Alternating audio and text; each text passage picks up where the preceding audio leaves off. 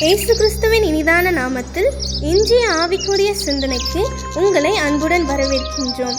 இப்போதும் ஒரு பாடலுக்கு பின்பு உங்கள் சிந்தையை தெளிவிக்கும் ஆவிக்குரிய செய்தியை கேட்கலாம். மோடு செலவிடும் ஒவ்வொரு நிமிடமும் வீணாக போகாதையா, உன்னை பலவானாய் மாற்றுதையா.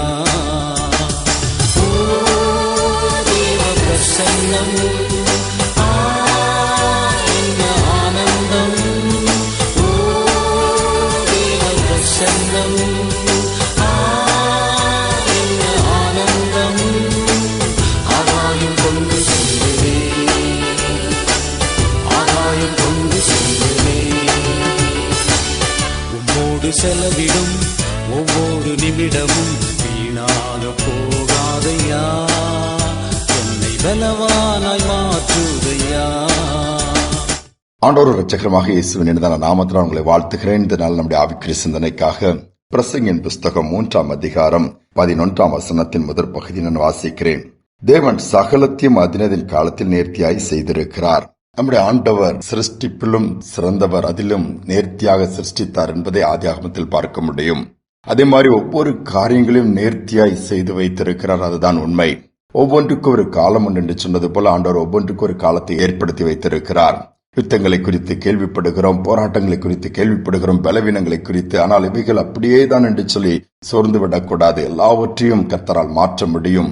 ஆனால் இந்த நாட்களிலே ஆண்டவர் எப்படி நடத்துகிறார் அல்லது எப்படி நடத்துவார் என்பதை அறிந்து கொண்டு அதன்படி நாம் செயல்படும் பொழுது நிச்சயமாகவே எல்லா சூழ்நிலைகளிலும் நாம் ஜெயிக்கத்தக்கதாய், சூழ்நிலைகளை எல்லாம் மேற்கொள்ளத்தக்கதாய் நாம் எல்லாவற்றையும் ஜெயமாய் மாற்றிக்கொள்ளலாம். ஆனால் அதை செய்யாத பட்சத்தில் தான் நாம் தோற்று போய்விடுவோம். தாவீதுடைய வாழ்க்கையை பார்க்கலாம். அதில் அழகாக தேவனுடைய நடத்தல் அங்கு இருக்கும். 2 சாமுவேல் புஸ்தகம் 5ஆம் அதிகாரத்திலே 24ஆம் வசனத்தில் பார்க்கும்போது பெலிஸ்தியர்கள் இஸ்ரேல் ஜனங்களுக்கு விரோதமாக யுத்தம் பண்ண வந்த நாட்கள் அது.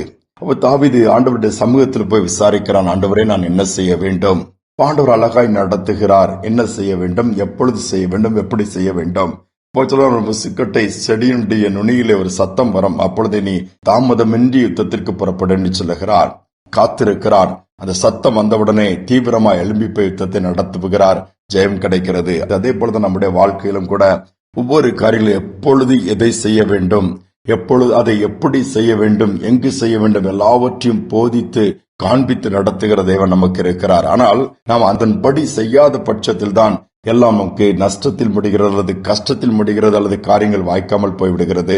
ஒரு மனிதன் ஆண்டோட சமூகத்தில் உட்கார்ந்து, ஆண்டவரே என்ன அழகா நடத்துங்கப்பா, நான் எப்படி என்ன செய்யலாம், நெய்ய நேரம் நான் முடியாமல் போகிற நேரம் எனக்கு அங்கே காரியம் வாய்க்க மாட்டேங்குது அல்லது அங்கு வாசல்கள் அடைப்பட்டு விடுகிறது சொல்லும் பொழுது ஆண்டவர் ஒரு காரியத்தை காண்பித்தாராம். இந்த சிக்னல் நம்ம பார்க்கிறோம், டிராபிக் சிக்னல்ஸ் எல்லாம் சிட்டிகளில இருக்கும். அதிலே ரெட் வந்துருச்சுன்னா நம்ம நின்றுவோம், எல்லா வண்டிகளும் வாகனங்களும் அப்படியே நிற்கும். அடுத்து எல்லோ எரிய ஆரம்பிக்கும். எல்லோங்கும்போது எல்லாம் ஆயத்தமாகி விட வேண்டும். அடுத்து நம்ம ஸ்டார்ட் பண்ணி ரெடி ஆயிருவாங்க. கிரீன் வந்த உடனே எல்லா வண்டிகளும் தாமதமின்றி புறப்பட ஆரம்பித்து விடும். ஆனால் ரெட் வரும்பொழுது நிறுத்தாவிட்டால் அங்கு விபத்துகள் தான் வரும். கிரீன் வந்து விட்டதுன்னு போகாவிட்டால் மற்றவர்கள் பின்பாக இருக்கிறவர்களா ஹார்ன் அடிப்பாங்க அல்லது திட்டுவாங்க. அன்னைக்கு அடுத்த கொஞ்ச நேரத்துல அடுத்த சிக்னல் வந்துடும், நமக்கு அந்த நேரம் முடிந்து விடும். இப்படித்தான் எவ்வளவு கவனமாக செயல்பட வேண்டுமோ அதை தான் ஆண்டவர் நானும் உன்னிடத்தில் எதிர்பார்க்கிறேன் சொல்லி காண்பிக்க ஆரம்பித்தாராம். அதிலிருந்து அந்த மனிதன் காத்திட்டே இருப்பார். ஆண்டவருடைய நடத்தல் வரும்பொழுது தாமதமின்றி காரியத்தை செய்திருவார்.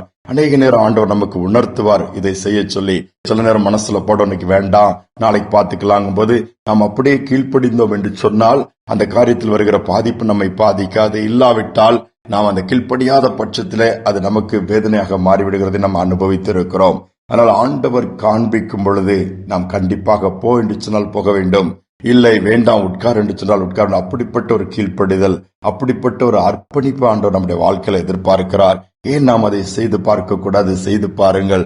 வாழ்க்கையில ஒவ்வொரு காரியங்களிலும் கர்த்தரின் நடத்தலை நாம் அனுபவிப்பதோடு மட்டுமல்லாமல் ஆசீர்வாதத்தை சுதந்திரத்துக் கொள்வதற்கு அது ஏதுவாக மாறிவிடும். கடைசி நாட்களில் வந்துவிட்டோம். அன்னைக்கு எங்கு பார்த்தாலும் ஒரு நிச்சயமற்ற சூழ்நிலை, குழப்பங்கள், முடிவெடுக்க முடியல. பிள்ளைகள் இப்படி குறித்த காரியங்களாக இருக்கலாம், குடும்பத்தின் காரியங்களாக இருக்கலாம், வேலைக்குரிய காரியங்களா இருக்கலாம், சரீரத்துக்குரிய காரியங்கள் எதுவானாலும் அப்படி இருக்கும் பொழுது ஆண்டவருடைய சமூகத்துல காத்திருப்போம் என்று சொன்னால் கிரீன் சிக்னல் ஆண்டவர் கொடுக்கும் வர நாம் அமைதியாகத்தான் காத்திருக்க வேண்டும். ஆண்டவர் சமூகத்துல காத்திருக்கிற ஒன்று வீணாகவே போகாது. கிரீன் சிக்னல் கொடுத்துட்டாரா தைரியமாக இறங்கி காரியத்தை செய்யலாம். கர்த்தர் அந்த இடத்தில் நம்மோடு கூட இருப்பார். இல்லாவிட்டால் ஆண்டவர் இல்லாமல் நாம் செய்வோம், அது ஆசீர்வாதமாக இருக்கவே முடியாது. நாளை தாழ்த்தி ஒப்புக் கொடுப்போமா? எங்கள் அன்பின் தகப்பனை அற்புதமாய் நடத்துகிற தேவனாய் இருப்பதற்காய் ஸ்தோத்திரம்.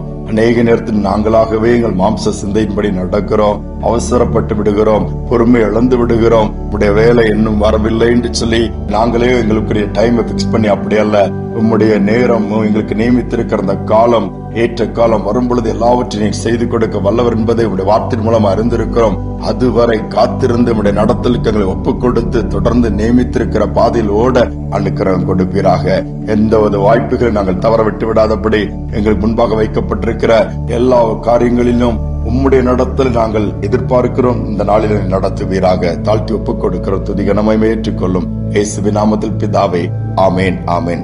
அதினதின் காலத்திலே எல்லாவற்றையும் செய்திருக்கிறவர், எல்லாவற்றிலும் நடத்துவதற்கு வல்லவராய் இருக்கிறார். அந்த ஆண்டுடைய நடத்தலுக்கு நம்ம ஒப்புக் கொடுத்து அதன்படி செய்வோம். நிச்சயமாகவே எல்லாவற்றிலும் நாம் நன்மையை பெற்றுக்கொள்ள முடியும். இந்த சிந்தனையோடு நாளை தொடருவோம். மீண்டுமாய் நாளை தினம் சந்திப்போம்.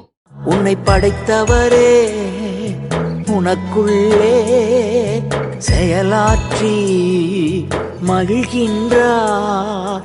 விருப்பத்தையும் ஆற்றலையும் தருகின்றார். அவர் சித்தம் செய்ய கரை சேர்ந்திடுவாய், கலங்காதே. நீ கரை சேர்ந்திடுவாய், கலங்காதே.